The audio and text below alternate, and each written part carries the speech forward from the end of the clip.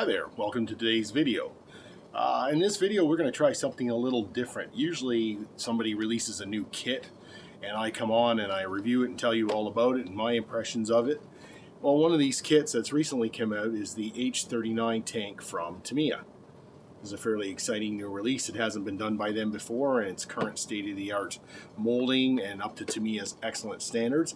So rather than me stand here and tell you how great this kit is, we're going to talk to the retired guys that build models here every week. They have a little social group that builds models in the store, and a lot of them primarily do armor models, which works for us for this topic, of course. So they like to have little friendly competitions. They're not even really competitions. Everybody agrees to build the same kit, and then they all bring them in at a specified time, and then they compare results, what they liked about the kit, what they didn't like about the kit, and how they interpreted it, how they painted it, how they weathered it, how they finished it. It's a really fun thing. Now, they've already done that with the Panther G Blitz kit that was recently released. They had a little friendly build session, and then they brought all their tanks in, and we had a look at them when they were done. They've done the same with the Kuba wagon, recently released by Meng Models. We haven't given you the finished models yet. We are going to do that very soon in an upcoming video. Today we're going to do the setup for the H39 challenge, if you want to call it that. The group will be in here shortly. They'll be buying their kits and they'll bring them along if they've already bought them, and we'll look to them for their impressions of the kit out of the box, what they think about it, and how they look forward to tackling this little friendly build competition. So we'll take you to them shortly. Welcome back. We're here with the modeling guys. They have their kits of the Tamiya H39. I'm going to give the floor to them, and they're going to discuss what they find in the box and what their initial impressions are. When do you guys figure you're going to have these kits ready for, approximately? What are we saying, a month? A month. Okay. We hadn't discussed that, but I guess he's made the decision. Well, there we go. Who made you the boss? Well, Ruled by committee. So 1 month it is. So in roughly a month and change, we'll have a follow-up video, and we can show you what these fellows did with these kits. So take it away, man. Tell us what you think. Okay. You go ahead, Ian. You take a look. Well, it's typically good Tamiya detail. And I'm wearing this in case Mr. Tamiya is watching. Beautiful. Everything is really, really engraved nicely. And one of the things that really caught my eye is there's two figures in it. There's a French driver and a German driver for the eventual user of this vehicle. And the head on the German guy is absolutely perfect. Like, you can use it just the way it is. You know how on a lot of injection molded figures the ears are just non-existent. These guys, they're absolutely perfect. He's got a side cap on and he's usable right out of the box. But Ian, wouldn't you say that I've already spotted an error? If you have a French driver, there's no bottle of wine. That's true, yeah.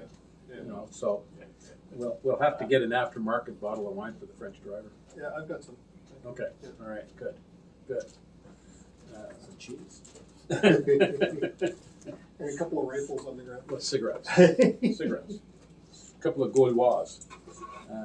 Have you looked? Oh, I have taken a very quick look. If you built the R35 by Tamiya, the parts layout and everything is very similar. So again, it's predictable. When you get a Tamiya kit, you know you're going to have a very, a quality build.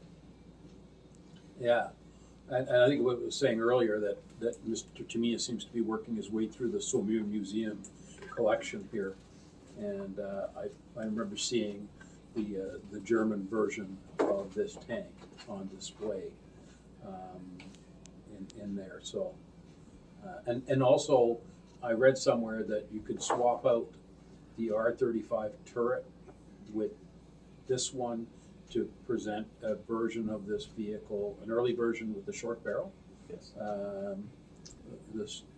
That's an option. And what was the vehicle? Was it still called an H39 or was it called an H38 or something? It depends when it came out. It could be an H35 at that point. Okay.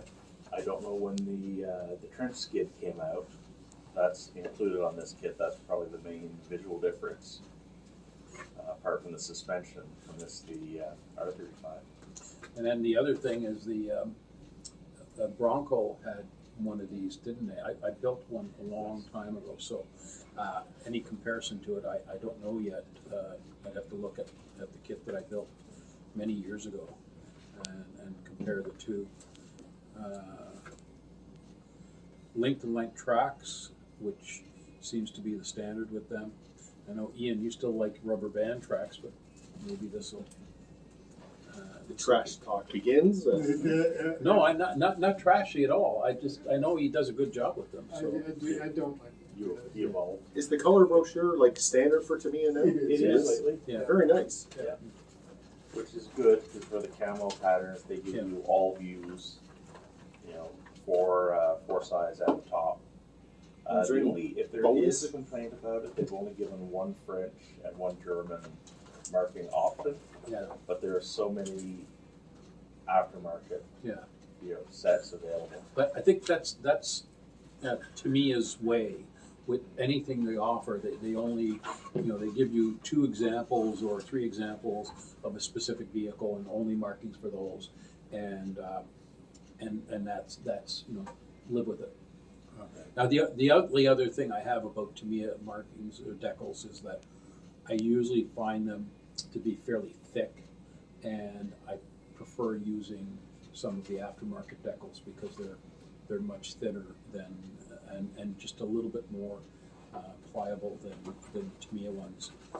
Not to say that I haven't used them, but I do know that from prior experience, they're still one of the things that I find amiss with Tamiya. I used to complain about their figures, but they've really upped their games with figures. Yeah, the so, figures are amazing. yeah, in general. One of the things I like they've done with the length and length is sometimes when you're doing length and length, if you don't get one of the big pieces right in the right spot, Yeah. it doesn't quite fit. But this one has a pin at the top so that the top run, which is all one piece, Yes. is fixed in the right spot, and then everything else is based off of that. Yeah, they did that with their Panzer One as Yeah. well. Yeah. It's brilliant because it doesn't show. It's just Yeah. on one of the return rollers, and it's a brilliant way of doing it. Flat-sided construction, which just seems to be the case nowadays.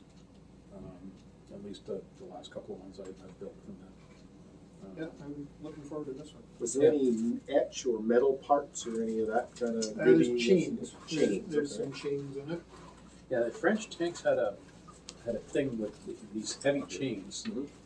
So I don't see anything else but that.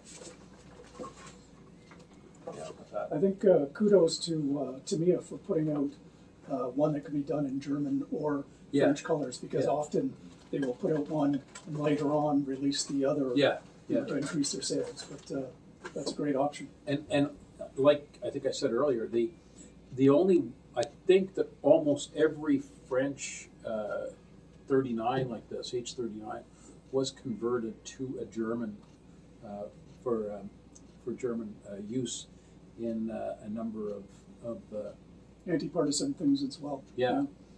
And then I don't know which ones were exported to the Middle East. I think it was the ones with the German cupola. And I do remember something in one of the books I have from the museum that I think some were retroed back to French in that inter-period there after the war before they got a lot of the American Shermans. So there you can really go in a number of directions with this build if you have good research material. So show it as Middle East or German anti-partisan and then the French tank in the early war, 39 The or French 40, sorry. dome always looks like R2-D2 too. So the initial impressions are good. Oh, You like yes. what you've seen in the box. You're excited to Beautiful. build this. Yeah. Certainly. So in a month we'll come back and see if it lived up to your expectations and what things you found you liked or did not like in the actual build. And we looking forward to seeing what you guys do to it and how you interpret this kit. Yeah, and we Make it still your have own. to decide what the people who don't put the kit on the table have to do, like either wash our car or clean our golf clubs or something like Yeah, that. Excellent. that sounds good. All right. Yeah. All right. So we'll see you in about a month when these are done, and then we'll see what we see when they're finished. Thanks, guys. Okay, don't forget, please subscribe, slap that bell, hit that like button, and join Team Hobby Center.